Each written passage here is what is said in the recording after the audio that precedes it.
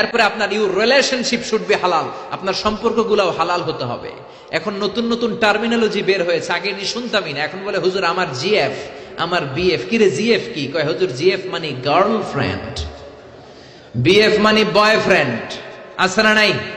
আবার কয় আমার এক্স গার্লফ্রেন্ড, হুজুর আমার ব্রেকআপ হয়েছে। আবার কয় হুজুর ক্রাশ খাইছে, ক্রাশ, আছে না নাই? ওই যে পোলাপান হাসে, মুরব্বীরা বুঝে নাই। আহা, এগুলো করা যাবে? এই জন্য আপনার যে সম্পর্কটা, প্রেম করতে মনে চায়, বিয়ে করার পরে বউর সাথে প্রেম করবা, সব আছে না নাই?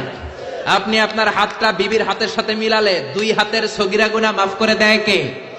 আপনার বিবির চেহারার দিকে তাকালে চোখের সগীরা গুনাহ মাফ করে দেয় কে? তুমি সুন্দর তাই চেয়ে থাকি, সে কি মোর অপরাধ?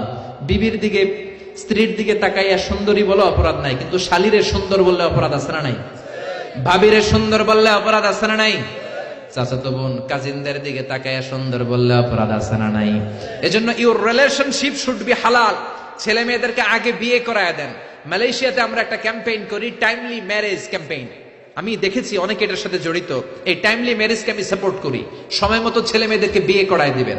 আপনি ছেলে মেয়েদেরকে সময় মতো বিয়ে না করানোর কারণে এই মেয়ের দ্বারা, ছেলের দ্বারা যত গুনাহ হবে তার পার্সেন্টেজ গুনাহ আপনার আমলনামাতে আছে না নাই? এজন্য ইসলাম বলে ইউর রিলেশনশিপ শুড বি হালাল। তোমার সম্পর্কটা হতে হবে হালাল সম্পর্ক। বিবাহ বহির্ভূত ইল্লিগাল ম্যারেজ সিস্টেমে কোনো সম্পর্ক ইসলামে জায়েজ নাই, হারাম। চিল্লা এখন ঠিক কিনা? এরপর ইসলাম বলে ইউর এন্টারটেইনমেন্ট শুড বি হালাল। আপনি যে বিনোদন নেবেন, ইসলাম বিনোদনেও বাধা দেয় না, তবে আপনার বিনোদনটা সুস্থ বিনোদন হতে হবে, আপনার বিনোদনটা হালাল বিনোদন হতে হবে।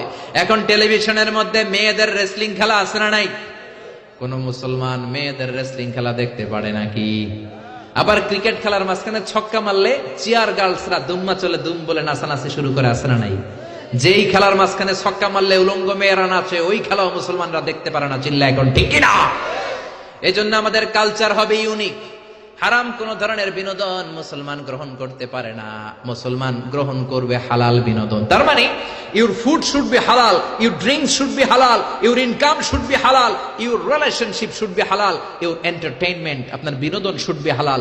আমাদের পুরো জীবনের অঙ্গনটারে হালাল দিয়ে সাজাইতে হবে। রাজি আছে মুসলমান? কে কে রাজি? তো হাত উঁচু করে আমরা আল্লাহর দেখাই।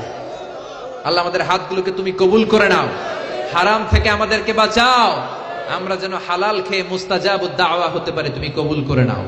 আল্লাহ আমাদের সবাইকে কথাগুলো বুঝার ও আমল করার তৌফিক দান করো।